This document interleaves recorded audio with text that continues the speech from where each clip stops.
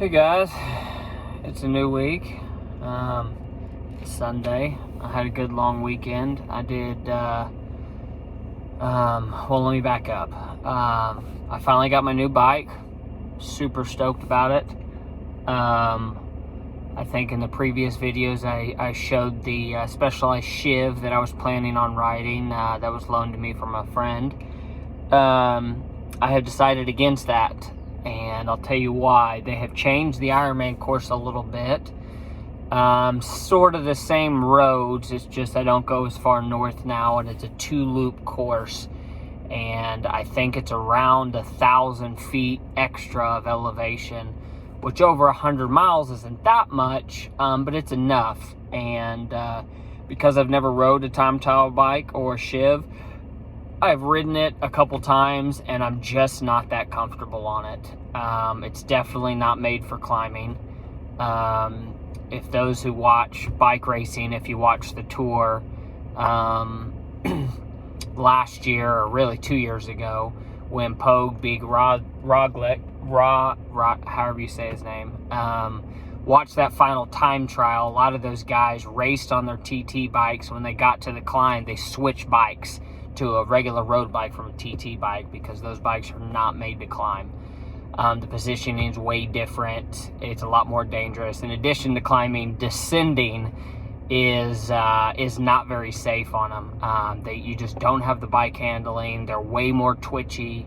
I'm just not comfortable on it. You know, there'll be a bunch of guys on time trial bikes, I'm sure, that have spent time and lots of effort on them and trained on them, but that's not me. So, and you know, the Shiv will be the faster bike, but I'm not going for speed. I'm going to finish, and I need to be comfortable. I need to be relaxed.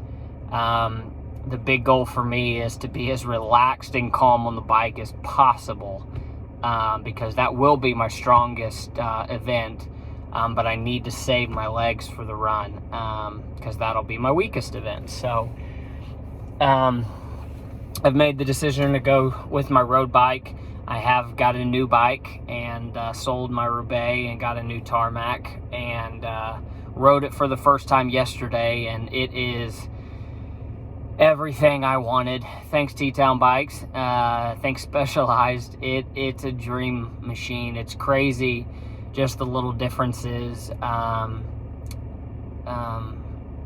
that a great bike makes. At speed is where I can really tell a difference. When I get up to 18, 19, 20, just how much more aero and how much the bike wants to go and stay right there. Where on the Roubaix, once I got it to 16 to 18, that's where it liked to be. But this bike, it just flies, and it's so effortless to keep it right there in that zone. It felt amazing. It's got electronic shifting on it, and it's so crisp, and I love everything about it. So anyway, yesterday was first ride on the new bike, and because I am me, and because we did the Ironman course, I kind of attacked some sections a little harder than I should have, and just to really try out the new bike and see how well it climbed. I went from a 19-20 pound bike, maybe closing in on 21, full of water and everything, to a 16 pound bike, 17 and a half, with add-ons, and I wanted to see what the difference is, so I kind of attacked some of the hills and some of the climbs. So my legs are paying for it. So I ran today, and felt every mile in my legs. You know, cardio was good. I'm a little fatigued, but cardio was good, but my legs just weren't having it. And I still ran all right. I still feel good about where I am in the moment. As of today, I have exactly 9 weeks from today till the race. It's coming in a hurry. I'm very scared.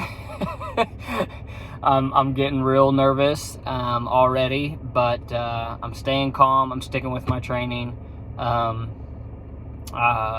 I've elected to continue with my low aerobic training. I think that's going to be the best. Me and my coach Ed talked about it, and that's going to be the best for me personally. Not necessarily for everybody. For me personally, the biggest thing for me is to continue with the low aerobic training because I burn carbs so fast. I've got to be able to have a very strong zone 1, zone 2, which is where I'll have to operate in order just to finish. It looks like I'm going to have to consume 500 to 600 calories an hour on the bike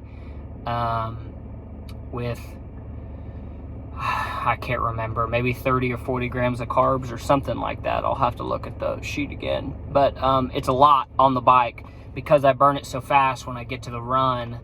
I need to have fuel there. So low aerobic on the bike, eat as much as I can, stick with the goals so that I'm fueled properly for the run, and run till I have to walk. I'm not ashamed. I will for sure eventually have to walk on the marathon.